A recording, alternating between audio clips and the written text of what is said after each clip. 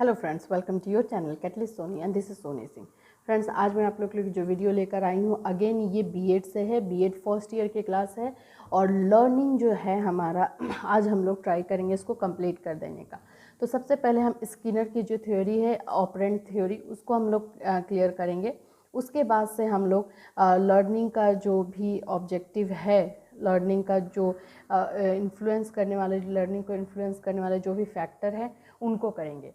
तो हम अब स्टार्ट करते हैं। पहले स्किनर की थ्योरी को एक्सप्लेन करूंगी मैं, आप समझने का ट्राई कीजिएगा, क्योंकि थ्योरी लिखना, word formation, sentence formation easy है, लेकिन आपको अगर थ्योरी क्लियर है तो स्टार्ट करेंगे थ्योरी हम आज स्किनर का। उससे पहले मैं बता दूं फ्रेंड्स, जो लोग हमारे चैनल पर नए हैं और अब तक चैनल को सब्सक्राइब नहीं किए, प्लीज़ चैनल को सब्सक्राइब कर लीजिए। और जो लोग भी बीएड के प्रिपरेशन कर रहे हैं या एंट्रेंस की तैयारी कर रहे हो, बीएड एंट्रेंस की, या फिर टीचिंग से रिलेटेड किसी भी कॉम्पिटिटिव एग्जामिनेशन की तैयारी कर रहे हो, तो उन तक ये चैनल को शेयर करके पहुंचाइए।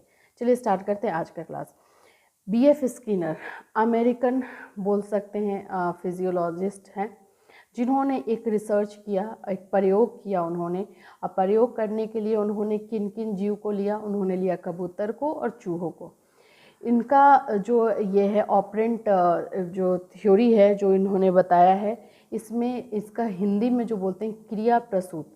क्रिया प्रसूत का मतलब होता है कि मानव, इंसान और जितने भी एनिमल्स होते हैं, जानवर होते हैं, जीव होते हैं, प्राणी होते हैं, वो अपने इच्छा के अनुसार, मतलब अपनी इच्छा से सक्रिय होकर के जो काम करते हैं उसको हम लोग बोलते हैं क्रिया प्रसूत।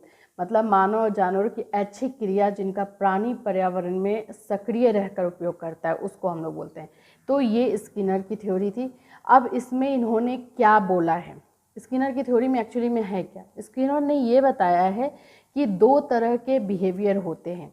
एक तो होता है रिस्पोंडेंट बिहेवियर, जिसमें कि आप स्टिमुली मतलब उद्दीपन यूज़ करते हैं और वो रिस्पॉन्ड होता है, अनुक्रिया वाली जो बिहेवियर होती है वो। अगर आप कुछ ले करके जा रहे हैं तो डेफिनेटली उसका जो आपको रिएक्शन मिलेगा वो ऐसा ही मिलेगा, ये हुआ रिस्पोंडेंट बिहेवियर। दूसरा जो होता है ऑपरेंट बिहेवियर, यही चीज़ को स्किनर ने जो है वो इसमें प्रूव करने का ट्राई किया है।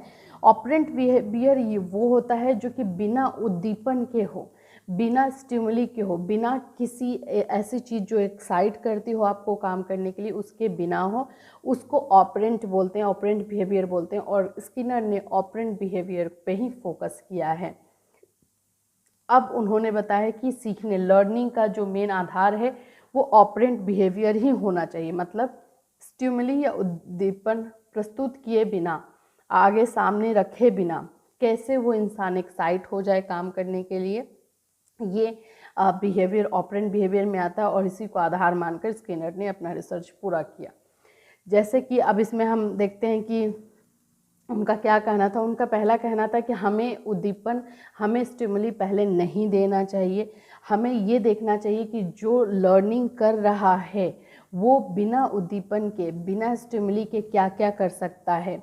और बिना स्टिमुली के पुनर्बलन मतलब रीइंफोर्समेंट, मतलब उनको बताया जाए, उनको कि कोई किसी तरह से रास्ता दिखाया जाए, उसके थ्रू वो खुद से वो काम करे और उसको वो चीज़ मिले जिस चीज़ के लिए वो कर रहा है। तो ये थी स्किनर की थ्योरी। स्किनर ने दो तरह के रीइंफोर्समेंट के बारे में बताया, पुनर्बलन के लिए बताया है। उन्होंने कहा है कि एक पॉजिटिव होता है और एक निगेटिव होता है। पॉजिटिव वाले पुनर्बलन में क्या होता है कि ऐसा काम हम उनके साथ करते हैं जो कि उनको इनकरेज करता है, उनको प्रोत्साहित करता है और अनुक्रिया करने के लिए, रिएक्ट करने के लिए, जो है रिस्पॉन्ड करने के लिए ज़्यादा से ज़्यादा रीइंफोर्स करता है, उस पर बल डालता है। निगेटिव जो होता है जस्ट अपोजिट, कि उसमें उनको पुनर्बलन, ऐसा निगेटिव पुनर्बलन दिया जाता है जिससे कि वो रिस्पॉन्ड करने के लिए तैयार ना हो या फिर ना हो पाए। तो ये हुआ। अब इन्होंने, स्किनर ने प्रयोग कैसे किया? स्किनर ने क्या किया कि एक भूखे सफ़ेद चूहे को उन्होंने लिया और एक स्किनर बॉक्स में, उस बॉक्स को स्किनर बॉक्स इसलिए कहा जाता है क्योंकि स्किनर ने बनाया था, उसमें वो सारी चीज़ें उन्होंने यूज़ की थी। आप अपने स्क्रीन पर देख सकते हैं वो स्किनर बॉक्स। इसमें था क्या क्या, इसमें आप देख सकते हैं कि ये दो बटन हैं, फिर उसके बाद से आप एक देख सकते हैं इसमें जो है फूड डिस्पेंसर है, फिर एक लीवर है, मतलब कि ऊपर नीचे खींचने वाला लीवर है, लाउड स्पीकर, लाइट, ये सब लगाया हुआ है, इलेक्ट्रीफाइड ग्रिड है। इसमें ये देखिए, इसमें जो दो आपको लीवर दिया गया, एक लीवर जो दिया गया जिसको ऊपर नीचे करना है, अगर ऊपर करने से वो खुल जाता है और खाना उसको मिल जाता है चूहे को, इट मीन्स कि ये पॉजिटिव रीइंफोर्समेंट है, पॉजिटिव जो है पुनर्बलन है। और अगर वो नीचे कर देता है और वो नहीं खुलता है तो उससे जो इलेक्ट्रिक ग्रिड वहाँ पे बनाई हुई उससे चूहे को झटका लगे, मतलब चूहे को ये पता चलेगा कि ऐसा बिल्कुल नहीं करना है, और ये जहाँ से खाना मिलेगा उससे ये पता चलेगा ऐसा करना है। तो ऐसे करके उन्होंने चूहे को जो है उस स्किनर बॉक्स में डाला।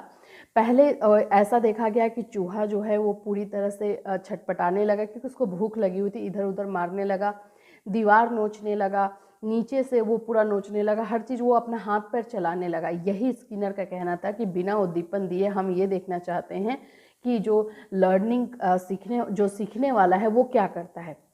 तो चूहा इस तरह से करने लगा।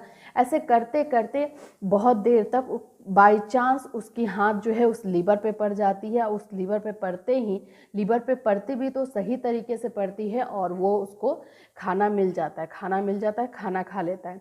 इसके बाद ये डेली ये जब प्रक्रिया ये रिपीट की गई तो उसमें होता क्या था कि अब चूहा अपना टाइम जो है दीवार नोचने या ये सब में वेस्ट ज़्यादा नहीं करके वो डायरेक्टली वेट करता था कि वो लीवर पे जाके हाथ मारता था। तो कभी ऐसा भी हुआ कि वो गलत तरीके से हाथ मार दिया तो जिससे कि खाना नहीं मिलता था, उसको झटका लगता था। तो उसको ये भी पता चल गया कि ऐसा नहीं करना है। फिर एक क्रिया और ज़्यादा रिपीट हुई तो उसके बाद से एक दिन ऐसा भी आ गया कि चूहे को उस बॉक्स में डाला जाता। चूहे को पता था कि लीवर किस तरह से पुल करना है, जैसे पुल करता था उसको खाना मिल जाता था, मतलब कि विदिन अ सेकेंड अब चूहा आप खाना मिल सकता था, ये बार बार प्रक्रिया दोहराने पे।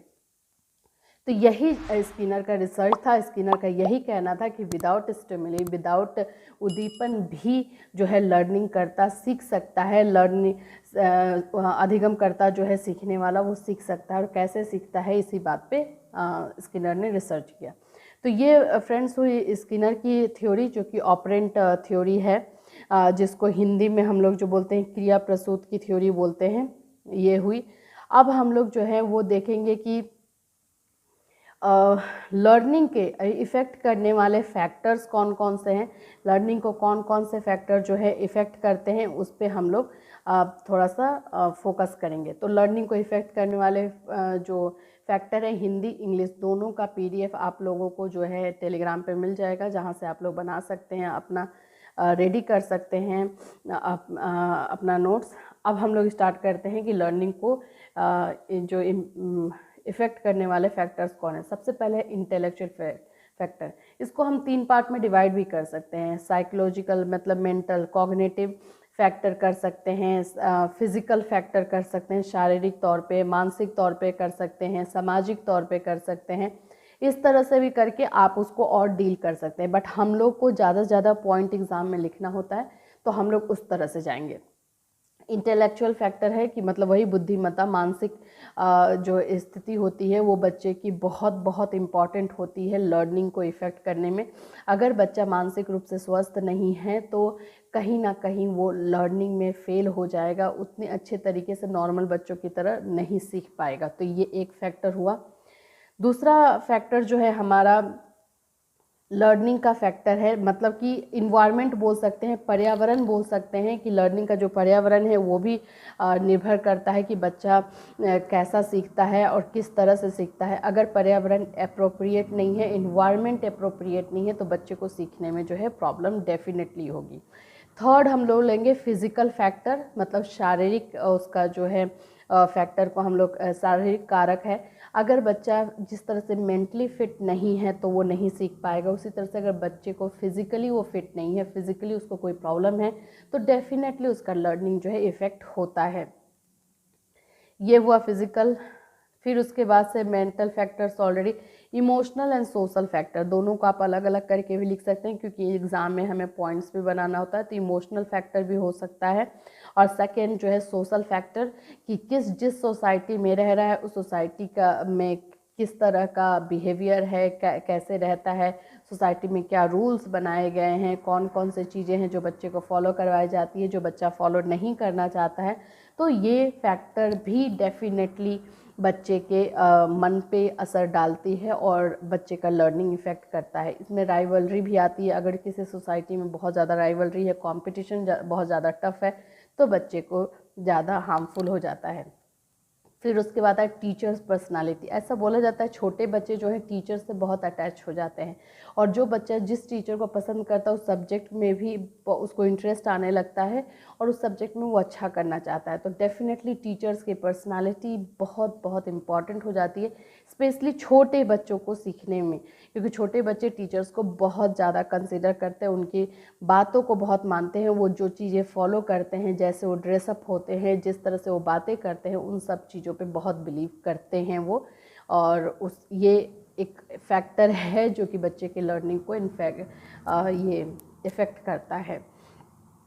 इसके बाद से और भी बहुत सारे फैक्टर्स हैं जो कि हम लोग लिख सकते हैं, जिसको बोल सकते हैं गौण कारक होते हैं, जिस पे ध्यान नहीं भी दिया जा सकता है।